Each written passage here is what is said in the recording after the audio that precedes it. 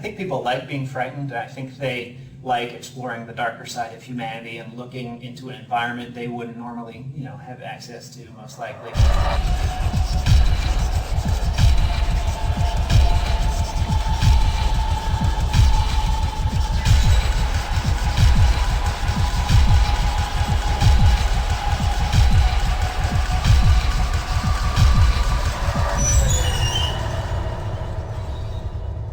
I think early on, the team would talk about what we found compelling in the horror genre, and far and away, The Shining was the movie that stood out for everyone as something that was uniquely horrific, yet not cheesy or ridiculous at the same time. It was a serious piece that is also intensely frightening.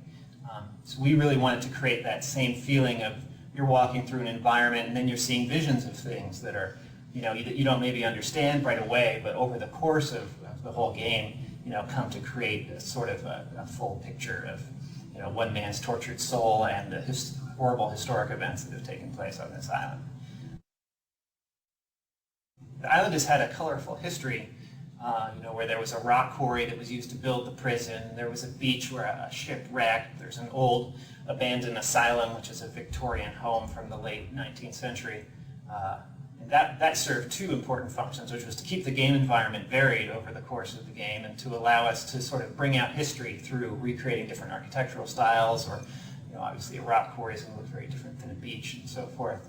The way we portrayed the history of the island was to give the player opportunities to find bits of the history as they progress through the game. And in doing so, they uncover sort of a more macro vision of the island's nature. We didn't really want a character that looked any particular nationality or race. He really is almost Neanderthal in his appearance. He's very primal. We wanted that strength to kind of come through, so we built up some of those characteristics. A tough character that no matter what he was doing, he always came through as like a really solid, calm, tough guy. And then he looked cool no matter what he was doing. Like he was just shooting a gun, he looked good shooting a gun, and he looked tough and carried out an attitude throughout. I think the primary thing we wanted to do was make the player feel that though they were in this intensely frightening and life-threatening situation, that they were in control of a character that could make it through if only they were able to manage it themselves. It's not like in some horror movies where the main characters are sort of weak and constantly tripping over roots as they're trying to run away from the guy, and they can just barely manage to survive. Torque is someone who can take on an army of creatures and blast them to bloody bits and then be ready for more. Well, the thing with Blood is it's actually a lot like a shadow map in terms of projecting geometry onto another object. So we basically take our Blood texture map, we figure out what objects collided with, and we send it through a projection matrix, and it ends up being rendered on top of the other geometry, looking like it's actually attached to it. There's actually a whole series of different effects and objects that come into play. We have everything from blood that sprays onto the wall behind you. We have the player actually will have blood spray onto him. He will be covered from face to toe.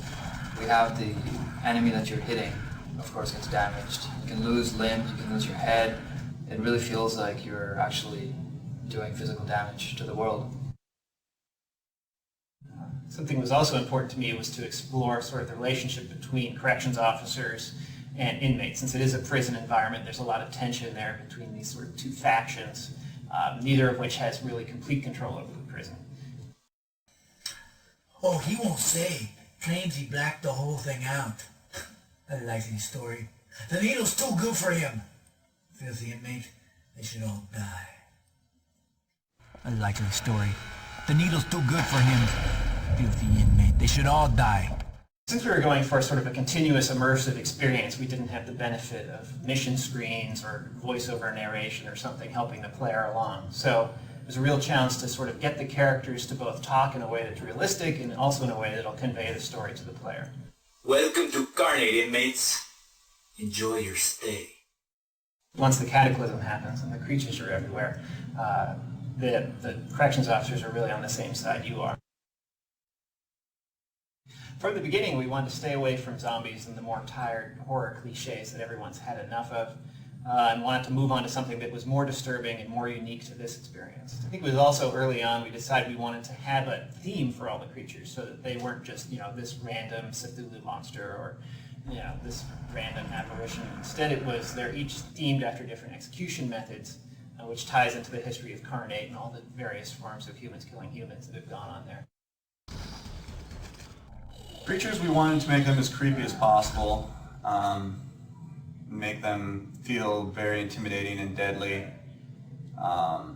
We had a lot of inspiration for a lot of the creatures from movies like House on Haunted Hill and old Geiger stuff. It really actually fell on probably one of the sickest character designers I've ever met, Ben. So he really tore it up and really was the inspiration for every one of these character designs.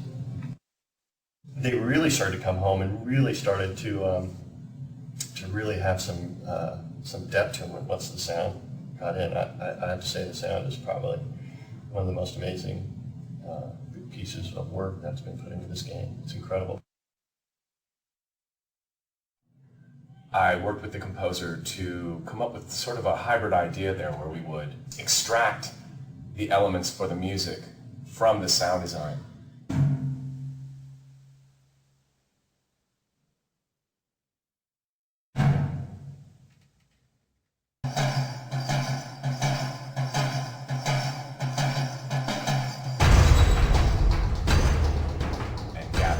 Objects that were made of various elements, stone, steel, things that had a long tone. We were using aluminum rods that were 10 and 12 feet long and getting them to resonate lengthwise. We were then striking them horizontally. Just about anything we could think of to create sonic signatures that were not typically used in game soundtracks. The biggest thing I hope the players bring to the game is their own sort of creativity. We've created sort of a world that the player can explore and can see the various historical events, but at the same time we were fairly careful not to explain too much to the player. So there's going to be a lot of sort of connecting the dots and putting your own spin on, well, I think this is what happened here, or understanding Torque's backstory. Different players may see it differently, and that's important since you are Torque going through.